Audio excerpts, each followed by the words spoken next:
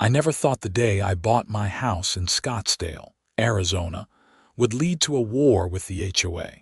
But there I was, staring at a letter demanding I provide heating for their monthly meetings in a building I owned but apparently didn't control. Let me back up. My name is Frank Ingram, and I'm a software engineer who works remotely for a tech company in San Francisco. When I moved to Scottsdale 2 years ago, I bought a unique property that had a main house and a separate guest house on the lot. The previous owner had converted the guest house into a small meeting space with a kitchenette, which I thought was perfect for when my parents or friends visited. The property was part of the Saguaro Heights community, governed by one of those homeowners associations that seemed reasonable enough during the buying process. The trouble started 6 months after I moved in. Patricia Anderson, the HOA president, knocked on my door one humid August afternoon. She was in her mid-50s, with that particular haircut that screamed manager and a smile that didn't quite reach her eyes. "Frank, hi," she said, holding a clipboard like it was a weapon. "I wanted to discuss something important with you." I invited her in, offered her water, and we sat in my living room. She got straight to the point. "We've been looking for a new meeting space. The community center is being renovated and it's going to take 6 months. Your guest house would be perfect." "I use that space," I said, trying to keep my tone friendly but firm. "Well, according to our bylaws, Section 12.4, any structure suitable for community gatherings can be designated for HOA use during emergencies or special circumstances." I had read the bylaws before buying.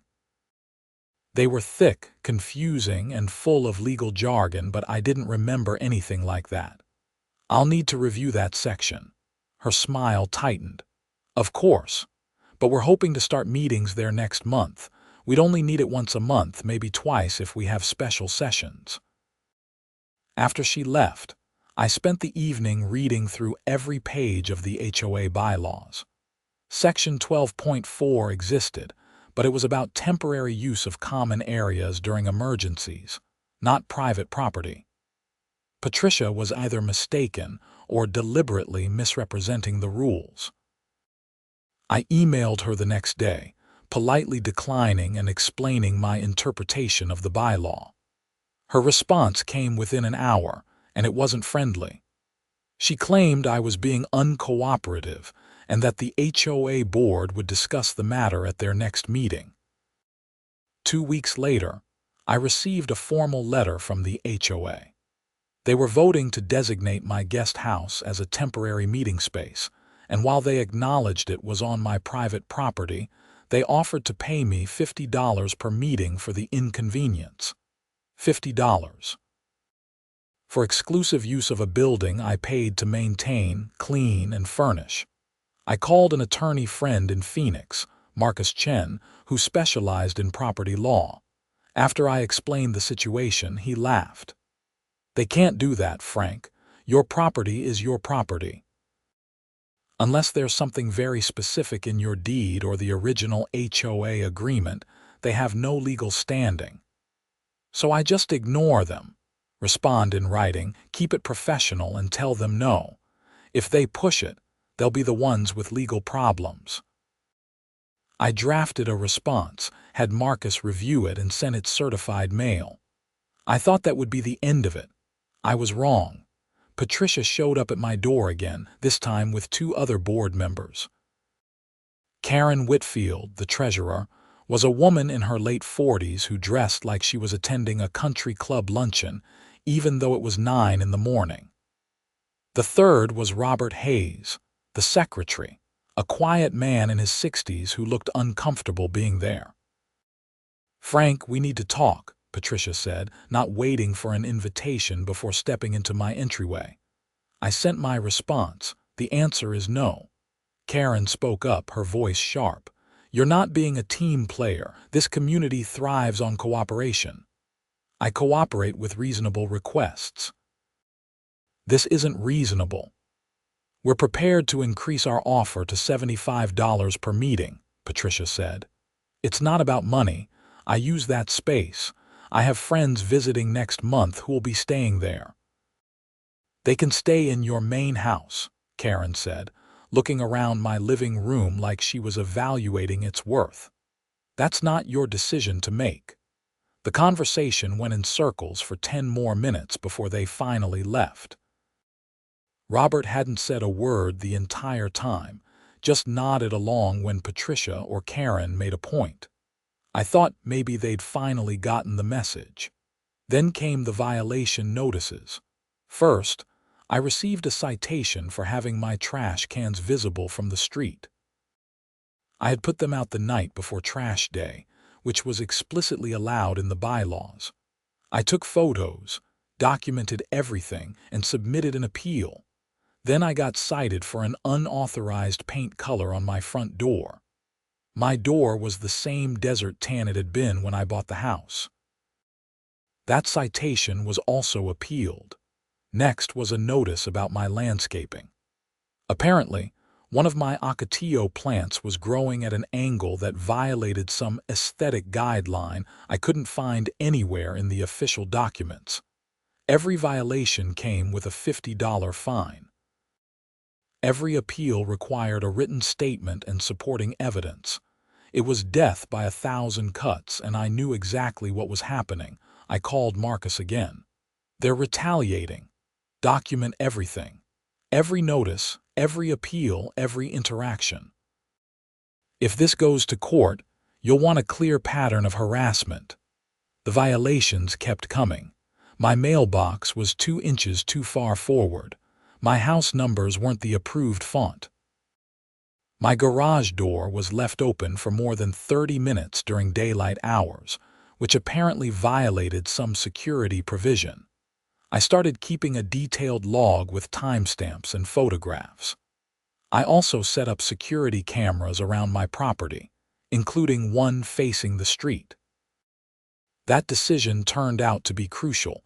3 months into this battle, I came home from a grocery run to find Patricia, Karen, and a man I didn't recognize standing in my backyard, looking at the guest house through the windows. "What are you doing on my property?" I called out, walking quickly toward them. Patricia turned, not looking embarrassed at all. "We were just assessing the space for heating requirements. Get off my property, now." The man, who I later learned was Karen's husband, held up his hands. "We're just looking. I don't care." "You're trespassing." They left, but Karen made sure to say, "You're going to regret being so difficult," as she walked past me. That evening, I reviewed my security camera footage. They had been there for almost 20 minutes before I arrived, peering in windows, trying the door handle, and discussing something I couldn't hear. I saved the footage and sent a copy to Marcus. The next HOA violation notice was different. This one claimed my guest house had unpermitted modifications and demanded an inspection by the HOA's architectural committee. They wanted to send someone inside to verify the structure met community standards. I refused. Marcus sent them a letter explaining that they had no right to enter my property or any structure on it without my permission. The HOA responded by threatening to fine me $100 per day until I complied. We were now in legal territory. Marcus filed an injunction against the HOA, and a court date was set for 6 weeks out. In the meantime, I was told not to pay any of the contested fines and to continue documenting everything. The HOA escalated. They sent a letter to every homeowner in Saguaro Heights, claiming I was being uncooperative during a community crisis. They painted themselves as victims, just trying to find a meeting space, while I was the selfish newcomer refusing to help my neighbors. I started getting dirty looks at the mailbox. One neighbor, an elderly woman named Dorothy who had always been friendly, crossed the street to avoid talking to me. Another neighbor, a man named Stephen who I occasionally chatted with, told me I should just let them use the space to keep the peace. It's not about peace, I told him. It's about property rights. If I let them bully me into this, what's next? He shrugged. Pick your battles, man. But this was my battle whether I wanted it or not. 2 weeks before our court date, something happened that changed everything. I was working from home, on a video call with my team, when I heard voices in my backyard. I muted my microphone and looked out the window. Patricia and Karen were there again, but this time they had someone with them who was carrying tools. I ended my call and ran outside. What the hell are you doing? The man with tools was kneeling by the external HVAC unit that served my guest house. He had already removed the access panel. The HOA hired me to inspect your heating system, he said, looking uncomfortable. I didn't authorize any inspection. You need to leave. Patricia stepped forward. We have the authority to ensure all structures meet safety codes. No, you don't. Not on private property. You're trespassing and you're tampering with my equipment. Karen pulled out her phone. We're documenting your refusal to cooperate. I pulled out my phone too. And I'm documenting your trespassing and destruction of property. You have 30 seconds to leave before I call the police.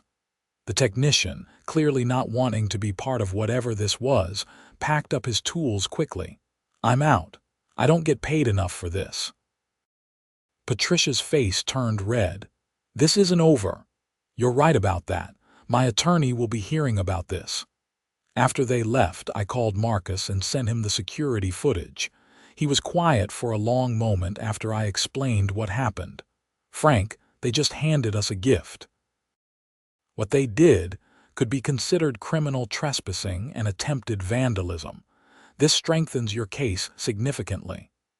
The court hearing was in a small courtroom in Phoenix. Judge Ellen Morrison presided, a woman in her 60s with sharp eyes and no patience for nonsense. Marcus presented our case first, laying out the timeline of the HOA's demands, my refusals, and the escalating retaliation. He showed the violation notices, the trespassing footage, and the letter the HOA had sent to other homeowners. The HOA's attorney, a man named David Preston who looked like he wished he was anywhere else, tried to argue that they were acting in good faith for the community's benefit. Judge Morrison interrupted him. Counsel, are you arguing that your client has the right to access private property without permission? Your Honor, the HOA bylaws allow for inspections of common areas, correct, not private residences or structures on private lots. David Preston hesitated. The bylaws are subject to interpretation. No, they're really not. I've reviewed them. There's nothing that gives your client authority over Mr. Ingram's guest house. The judge ruled in my favor on every point. The HOA was ordered to cease all harassment, withdraw all pending violations against my property, refund any fines I had paid, and pay my legal fees. She also issued a restraining order preventing HOA board members from coming onto my property without my explicit written permission. I should have felt victorious, and I did for about a week. Then Patricia found a new angle. If she couldn't force me to give them my guest house, she'd make me wish I'd never bought the property at all. The new strategy was more subtle. The HOA started strictly enforcing rules they had previously ignored for everyone. But somehow, I was the only one getting cited. My neighbor had a car parked on the street for 3 days. No violation. I parked on the street for 2 hours. $50 fine. Another neighbor's grass was an inch taller than regulations allowed. Nothing. My grass hit the same height. Violation notice. I documented everything, sent it all to Marcus, but he explained that unless we could prove discrimination, which was hard, the HOA was technically within their rights to enforce their rules, even selectively. They're being petty, but they're not breaking any laws, he said. The situation was exhausting. Every week brought a new violation, a new fine, a new confrontation. I couldn't wash my car in my driveway. I couldn't leave my porch light off overnight. I couldn't have more than 2 guests park on the street at the same time. My stress levels were through the roof. I was having trouble sleeping. Work was suffering because I was constantly dealing with HOA nonsense instead of focusing on my projects. Then, in December, I received another letter from the HOA. This one was different. It was a formal demand, backed by what they claimed was an emergency community resolution. They were requiring me to provide heating to their meetings in my guest house during the winter months. They weren't asking anymore. They were demanding. The letter explained that since the community center renovation had been delayed, and since winter was here, they needed an indoor space with adequate heating. My guest house was the only suitable option. They would reimburse me for utility costs and pay me $100 per meeting. At the bottom, in bold letters, it said, "Failure to comply will result in daily fines of $250 and potential legal action to force compliance." I read the letter 3 times, my hands shaking with anger. This was insane. This was beyond harassment. This was them trying to literally take over part of my property. I called Marcus immediately, reading him the letter. "They can't do this," he said, but he sounded less confident than before. "But they're clearly not going to stop. Frank, you might want to consider just selling the house and moving. Sometimes the fight isn't worth the toll it takes." I had thought about it, but the idea of letting them win made me sick. Plus, I loved my house. I loved Scottsdale. I didn't want to leave. There has to be another way. Marcus was quiet for a moment. "Well, there might be. You could give them exactly what they're asking for, but on your terms." "What do you mean?" "They want heating for their meetings.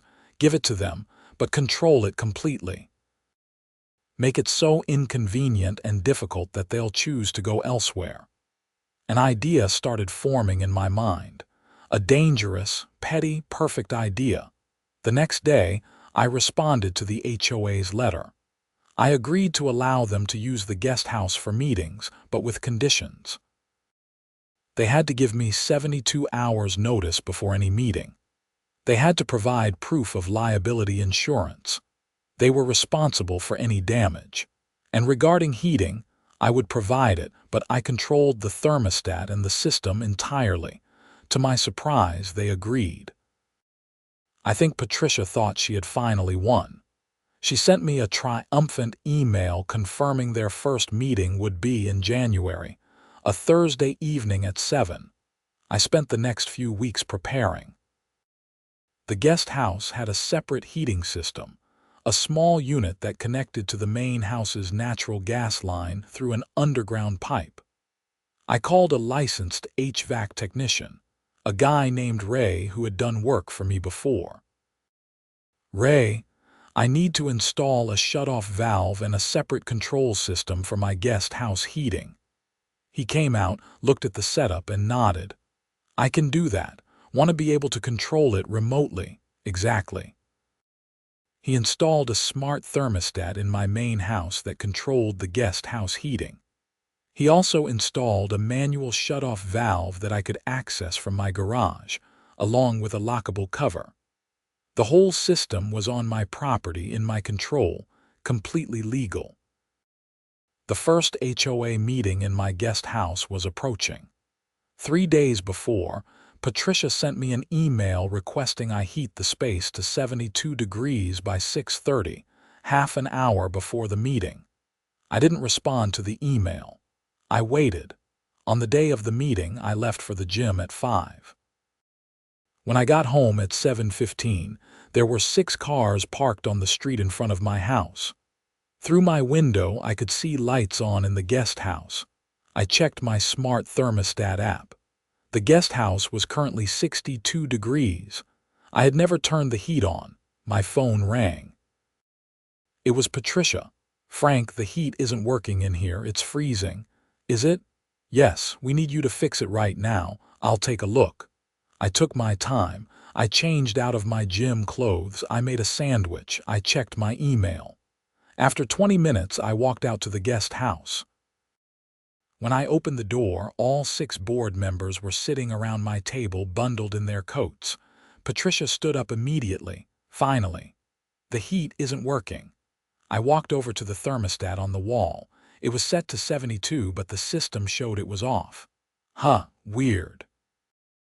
Can you fix it? I'll need to check the system. Might take a while. Karen stood up too. This is unacceptable. We had an agreement. Our agreement was that I'd provide heating. I never said when or guaranteed it would work perfectly.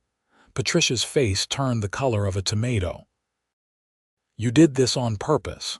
The system must be malfunctioning. These things happen. They tried to continue their meeting, but after another 15 minutes they gave up and left. Patricia stopped in front of me on her way out. You're going to pay for this.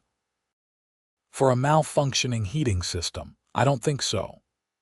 The next day, I received a violation notice for failing to maintain adequate heating in a community meeting space. I framed it. The HOA scheduled another meeting 2 weeks later. This time, Patricia called me the day before. Frank, we need to ensure the heating works this time. I'll do my best. That's not good enough. We need a guarantee. Technology is unpredictable. I can't guarantee anything. The second meeting went exactly like the first. I left the heating off until they were already there, then turned it on remotely but set it to only 65 degrees. They lasted half an hour before canceling the meeting. After the third failed meeting, the HOA sent me a letter threatening to sue me for breach of contract. Marcus responded with a letter explaining that I had never signed a contract. I was allowing them to use the space out of courtesy, and that I was not responsible for heating system malfunctions. But here's where I made my real move. I called Ray back. Ray, I need you to disconnect the gas line to the guest house and cap it. I want it done properly and documented. He looked confused. You want to completely remove heat from that building, temporarily? Can you do it? It's your house. I can do it today if you want. Ray disconnected the line that afternoon, properly capping both ends. He gave me a detailed invoice and a written explanation of the work performed. The guest house no longer had any heating capability. I sent an email to the HOA board that evening. Due to ongoing issues with the heating system in the guest house, I've had to disconnect the gas line for safety reasons. The building is currently uninhabitable during cold weather. I apologize for any inconvenience. Patricia called me within minutes. I didn't answer. She left a voicemail that was mostly shouting. The next morning, I received a formal letter from the HOA demanding I restore heating to the guest house immediately or face daily fines. I forwarded it to Marcus, who called me laughing. Frank, this is brilliant. They're demanding you modify your own property to suit their needs. They have absolutely no legal standing. The HOA didn't care about legal standing. They scheduled another meeting anyway, informing me they'd bring space heaters. I sent them a response. Due to the electrical system in the guest house being designed for minimal load, space heaters pose a fire hazard and are not permitted in the structure. This was actually true. The guest house had limited electrical capacity. But even if it didn't, I would have found a reason to say no. Patricia showed up at my door the next day with Karen. Both looked furious. You sabotaged your own heating system to avoid letting us use the space, Patricia said. I disconnected a malfunctioning system for safety reasons. I have documentation from a licensed technician. This is ridiculous. We need that space. Then I suggest you find another one. Karen stepped forward. We have a signed agreement that you'd provide heating. No, you don't. I never signed anything. I allowed you to use the space as a courtesy, with the understanding I'd maintain control of my property and systems. We'll sue you. Go ahead. My attorney is already prepared. They did sue. The HOA filed a small claims case arguing I had entered into an oral contract and then breached it by sabotaging the heating. Marcus helped me prepare our defense, which was straightforward. I had never agreed to maintain heating. I had only agreed to allow them to use the space. When the heating system developed issues, I made a safety decision to disconnect it. The small claims hearing was in February. By then, the situation had escalated in ways I hadn't anticipated. Other homeowners in Sagaro Heights were starting to question the HOA's behavior. Several people had reached out to me privately, saying they thought the board was being ridiculous. One neighbor, a woman named Jennifer, even testified on my behalf at the hearing, explaining that she thought the HOA was harassing me. The judge, a different one this time named Robert Vance, listened to both sides and made his ruling quickly. The HOA is asking this court to force a private citizen to modify his private property for their convenience. That's not how property rights work in this country. Case dismissed. Patricia looked like she wanted to explode. As we left the courthouse, she cornered me in the parking lot. "You've made an enemy today, Frank." "I didn't make an enemy. You've been harassing me for months because I wouldn't give you what you wanted. All I've done is defend my property rights." This community will turn against you. Some already have, but more are starting to see what you really are. That last part was true. In the weeks following the court hearing, I started hearing from more neighbors who were frustrated with the HOA board. It turned out I wasn't the only one who had been targeted with excessive violations. Patricia and Karen had a pattern of going after anyone who questioned them or didn't fall in line. A retired accountant named George, who lived 3 streets over, contacted me. "Frank, I've been reviewing the HOA's financial records. They're public, technically, but the board makes it nearly impossible to access them. I finally got copies, and there are some serious discrepancies." "What kind of discrepancies?" "The kind where money goes in but doesn't come out where it should. We're talking tens of thousands of dollars." This was bigger than my guest house. George and I met with several other concerned homeowners, and we decided to call for a special election to recall the board. According to the HOA bylaws, we needed 20% of homeowners to sign a petition. We got 35%. The recall election was scheduled for April. Patricia, Karen, and the other board members fought it hard, sending letters to every homeowner claiming we were troublemakers trying to destabilize the community. But too many people had their own stories of harassment and arbitrary rule enforcement. During the campaign period, George published a detailed report on the HOA's finances. It showed that Patricia had been using HOA funds for personal expenses, including multiple trips she claimed were for HOA conferences, but were actually vacations. Karen had approved payments to her husband's contracting company for work that was either never done or wildly overpriced. The recall election was held in the community center, which had finally finished renovations. Over 200 homeowners showed up, the biggest turnout in the HOA's history. The vote wasn't even close. Patricia, Karen, and 2 other board members were removed. Robert, the secretary, kept his position because he hadn't been involved in any of the financial issues. New board members were elected, including George and Jennifer. I was asked to run but declined. I just wanted to live in peace. The new board's first action was to hire a forensic accountant to review all the HOA's finances. The results were damning. Patricia and Karen had misappropriated over $40,000 over 3 years. The board voted to file a police report. In June, I watched from my window as 2 police officers knocked on Patricia's door. She was arrested and charged with embezzlement and fraud. Karen was arrested the same day. The legal process took months. Both women tried to claim they had made mistakes but hadn't intentionally stolen anything. The evidence said otherwise. In November, Patricia pleaded guilty to embezzlement and was sentenced to 18 months in prison and ordered to repay her portion of the stolen money. Karen took a plea deal for probation and restitution. Through all of this, my guest house sat unused, still without heat.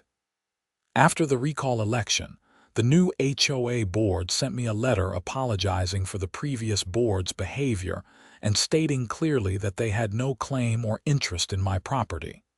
I had Ray reconnect the heating line in December. By then, my parents were planning to visit for Christmas, and I wanted the space ready for them. The day Ray finished the work, I walked out to the guest house and turned on the heat. The system hummed to life, warm air flowing through the vents. It felt like closure. My dad asked me about the whole situation when he arrived. We were sitting in the main house, drinking coffee, and he had that look he got when he wanted to give fatherly advice. Was it worth it?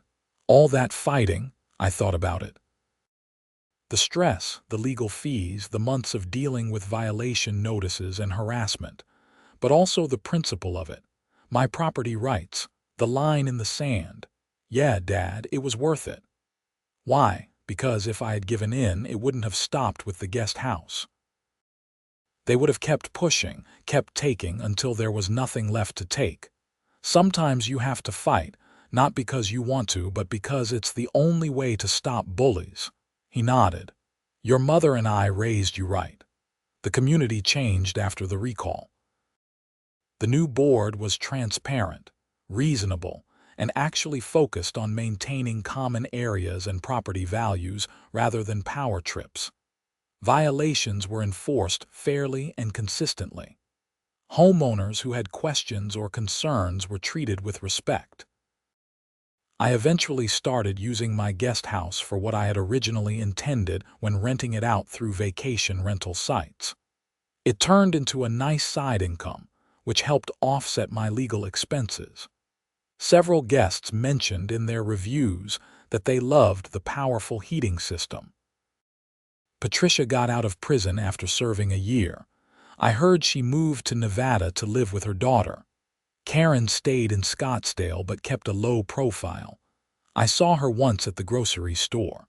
She turned and walked the other way. The whole experience taught me things about standing your ground, about property rights, and about how small amounts of power can corrupt people who aren't prepared to handle it responsibly.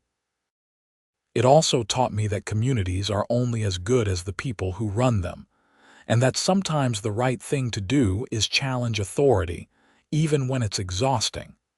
I'm still in my house in Scottsdale. I still love it here. The HOA sends me the occasional newsletter about upcoming community events and maintenance schedules. I attend meetings sometimes, just to stay informed. I've never volunteered for the board, but I vote in every election and pay attention to who's running and why. The guest house is booked solid through next spring. My latest guests were a family from Minnesota who said they chose Arizona to escape their winter. I made sure the heat was set to a perfect 72 degrees when they arrived. Every time I walk past that building, I think about the war that was fought over it, about Patricia and Karen and their demands, about the gas line that I disconnected, not out of spite, but out of principle, about how something as simple as a thermostat became a symbol of autonomy and resistance. People ask me sometimes if I regret how I handled it, if maybe I should have been more accommodating, more willing to compromise. And I tell them what I told my dad. You can't compromise with people who see compromise as weakness. You can't negotiate with people who believe they're entitled to what's yours. The HOA demanded I heat their meeting room. They threatened me, harassed me, tried to force me through legal manipulation and social pressure. So I disconnected the line, made it impossible for them to use the space, and in doing so, exposed a corruption that was hurting everyone in the community. They canceled all their events in my guest house. They had to find other arrangements. And in the process of fighting me, they lost everything they'd been abusing for years. There's a new family moving in down the street next week. I saw the moving truck yesterday. I think I'll walk down and introduce myself, welcome them to the neighborhood. And if they ask about the HOA, I'll tell them the truth. It's better now, much better. But you have to pay attention. You have to be willing to stand up when something's wrong, because that's how communities actually work. Not through blind obedience to petty tyrants with clipboards, but through engaged citizens who understand their rights and are willing to defend them. My property is mine. My heating system is mine. My right to say no is mine. And I'll defend those things against anyone who thinks they're entitled to them, whether they're wearing a badge that says HOA president or anything else. That's the story of how the HOA demanded I heat their meeting room, and how I disconnected the line and they canceled all their events. But more than that, it's the story of how a community finally woke up and took back control from people who had forgotten that they were supposed to serve, not rule. On warm Arizona evenings, I sit on my back patio and look at the guest house. The same building that became a battleground. The same structure that Patricia and Karen thought they could claim through intimidation and fake authority. It's peaceful now. Quiet. Exactly what I wanted when I bought this property, and the heat works perfectly whenever I choose to turn it on.